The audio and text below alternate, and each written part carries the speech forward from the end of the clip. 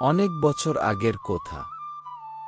দুর্গাপূজায় ছুটি পেয়ে বিলেত থেকে গ্রামের বাড়ি ফিরছিলাম। আমার কাছে গ্রামের বাড়ি মানেই রঘুদা। বহু বছর আগে এক পথ দুর্ঘটনায় বাবা মায়ের মৃত্যু হয়। রঘুদাই আমাকে ছোট থেকে বড় করে পড়াশোনা করার জন্য বিলেতে পাঠিয়েছিলেন।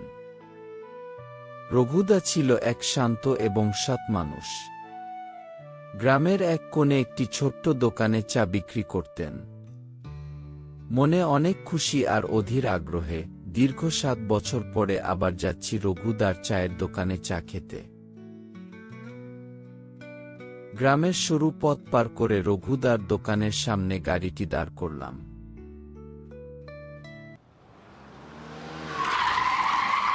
সন্ধ্যার সময় গাড়ি থেকে নেমে দোকানের দিকে এগিয়ে গেলাম। দেখলাম রঘুদা চা বানাতে ব্যস্ত, কিন্তু দোকানে আর একটা জনমানবও নেই। কি গো রঘুদা, কার জন্যে চা বানাতে ব্যস্ত? আরে সমু, তুই এসেছিস। আয় বস, তোর জন্যই চা বানাচ্ছি। রঘুদার কথাটি আমার ঠিক হজম হল না। তবু কিছু না ভেবে গিয়ে বসলাম। কিছুক্ষণ পরে রঘুদা চা নিয়ে আসলো। চাটি হাতে নিয়ে এক চুমুক লাগালাম। আহ, কি স্বাদ, যেন অমৃত।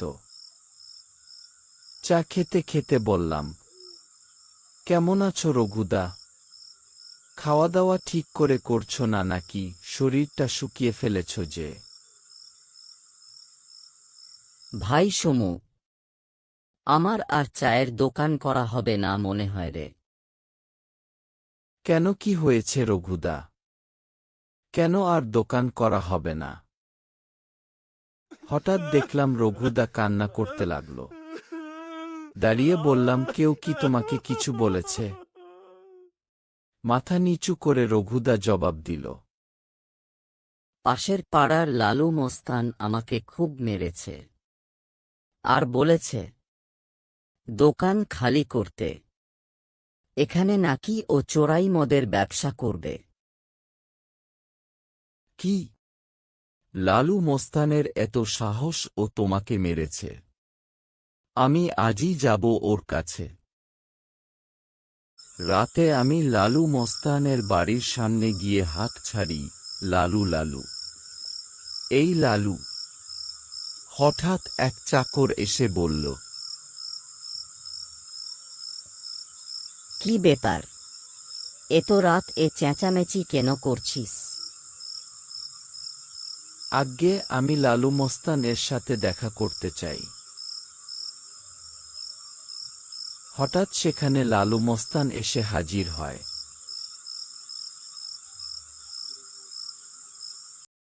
কি ব্যাপার ছেলে, কি হয়েছে? কে তুই? আজ্ঞে, আমি সমু। আমাকে রঘুদা পাঠিয়েছে। এই কথাটি শুনেই লোকটি এক অদ্ভুত হাসি দিয়ে উঠল। হা হা হা, কি বলছি কি রে? তোকে রঘু পাঠিয়েছে? ফালতু কথা বলার জায়গা পাইছে নাই। ওকে তো আমি 1 মাস আগে খুন করে মেরে ফেলাছি রে। লালুর এই কথা শুনে আমি আকাশ থেকে পড়লাম। কি আবোল তাবোল বলছেন! আজ সন্ধ্যায় আমি ওর দোকানে চা খেয়ে আসলাম। যদি তোর বিশ্বাস না হয় কিছু করার নেই। শুধু শুধু আমার সময় নষ্ট করিস না। এরপর আমি দৌড়ে রঘুদার দোকানে গিয়ে দেখলাম সত্যিই দোকানটি বন্ধ।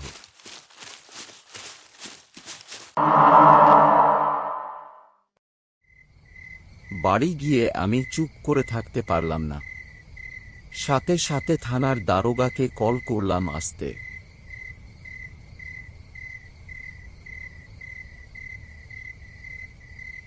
এই ঘটনা আমি কিছুতেই মেনে নিতে পারলাম না। হঠাৎ দারোগা এসে হাজির হলেন। সব খুলে বললাম দারোগাকে।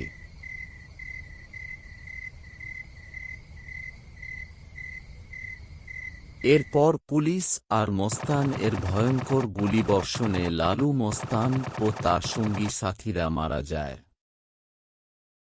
কিন্তু প্রতিশোধের আগুন নিবলেও রঘুদাকে এভাবে হারিয়ে ফেললাম, এই কথাটি ভেবেই মনটা ভারী হয়ে গেল।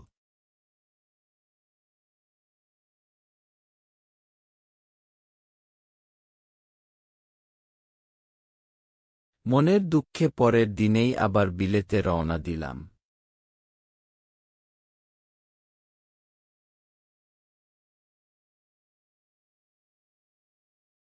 আজকে অনেক লেট হয়ে গেল। পরের গল্পটা পরের ভিডিওতে শোনাইস।